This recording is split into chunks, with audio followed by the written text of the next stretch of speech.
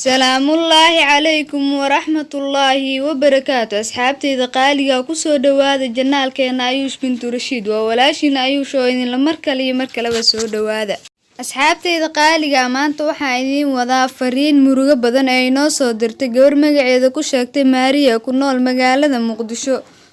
Maariya waxay iga codsatay in qisada xanuunka badan ee iyada ku dhacday aan la wadaago ummadda Soomaaliyeed waxayna ku bilaabanaysaa sida tan waxaan doonayaa fariinteedani xanuunka badan ee mar walba qalbigayga damqisa in aan la wadaago xanuunkan keligay ahaayo wiilka uu dartii igula dhacay misna laga yaabaa xilligan inuu isaga niyadiisa iga saaray laakiin aniga weli aanan ka saarin niyadeyda aniga run ahaantii Maahir aad ayaan u jeclaa waxa uu ahaa nolosheyda waxa uu ahaa hamigeyga waxa uu ahaa hiigsigeyga mana jirto qof aan ku doorsanayo waan ogahay in aan kala fogaanay aniga iyo Maahir laakiin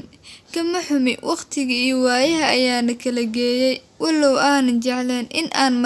aan aniga iyo Maahir marnaba kala fogaano ma aaminsaneen Maahir inuu iga fogaanayo inta noloshiisa ka dhiman asagana sidoo kale ayuu ahaa wax walba oo dhacana waxa ay ku dhaceen qadarta Alle wax aan ka bedeli karana haba yaraatee malahan waan ogahay Maahirkan jeclaayo inaadan adiga aadan dib iigu soo laabanaynin anigana sidoo kale sababtoo ah aniga iyo adigu waxaana kala geeyay axdi jacayl iyo amar waalid ayaa dhexdeena yaalay balse wax walba oo dhaca waxaan ku sabrayaa adduunyadan hadalka waalidkay ayaa iskaga sabraya balse Maahir iyo ogow niyadeeda hal marka ma aadan bixin lagamana yaabo in aad ka baxdo intaan ifka saaranahay waan ku jecelahay Maahir I love you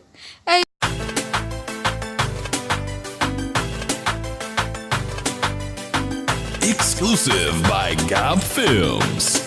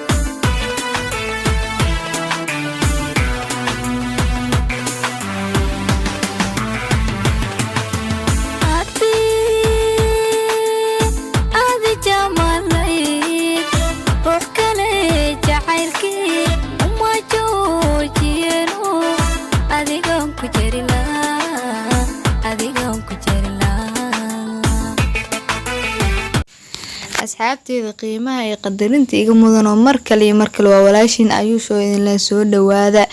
haddii aad ku cusubtahay janaalkan daawada waxaan ka codsanayaa inaad subscribe iyo saarto like share and comment haddii aad hor noola joogtana waxaan ku leeyahay soo dhawow laagtana ka tagin